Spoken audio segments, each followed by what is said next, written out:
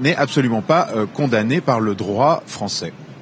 Donc Dominique Strauss-Kahn, simple consommateur, si on peut dire, en aucun cas organisateur. Pour en parler, nous sommes en plateau avec Alexandra Avril-Lizine. Vous êtes avocate pénaliste, merci d'être avec nous.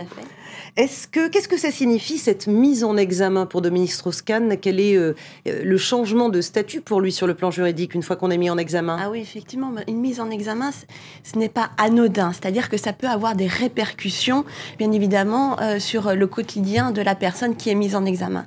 En l'espèce, pour Dominique Strauss-Kahn, il n'a pas été placé en détention provisoire comme d'autres personnes qui ont été mises en examen dans ce dossier, mais néanmoins, il a été placé sous contrôle judiciaire. Et qui dit contrôle judiciaire dit que l'on a des obligations à respecter. Ces obligations et ces contraintes pour Dominique Strauss-Kahn, quelles sont-elles? Il y en a plusieurs. Il ne doit pas rentrer en contact avec les autres personnes mises en examen. Il ne doit pas rentrer en contact aussi avec les victimes, les témoins dans ce dossier.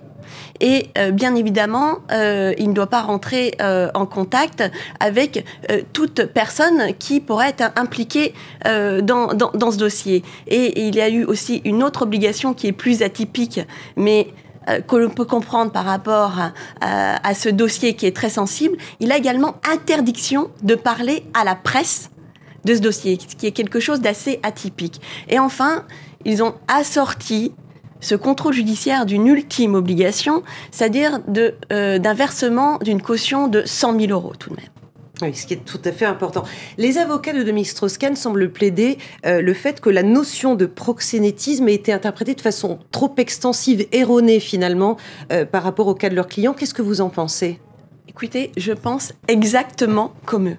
Parce que pour être accusé de proxénétisme, ce qui est une infraction excessivement grave, il faut avoir contribué au fait d'entraîner quelqu'un dans la prostitution, ou alors il faut en tirer un certain profit, ou alors il faut exercer certaines pressions sur une personne pour qu'elle se prostitue.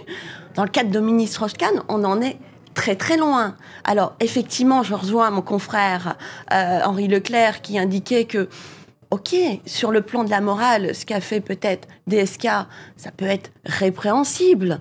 Bon, voilà, on peut juger la valeur morale d'un homme, mais en tout cas, pénalement, pour moi, cette infraction n'est absolument pas constituée.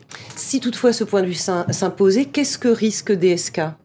Moi, je pense que déjà, je voulais apporter une précision par rapport au fait qu'il ait été mis en examen dans ce dossier. Je pense qu'effectivement, il était opportun qu'il soit entendu, mais il aurait pu être placé simplement sous le régime de témoin assisté. Alors, que risque-t-il étant donné qu'il a été placé comme mis en examen dans ce dossier, l'instruction va continuer.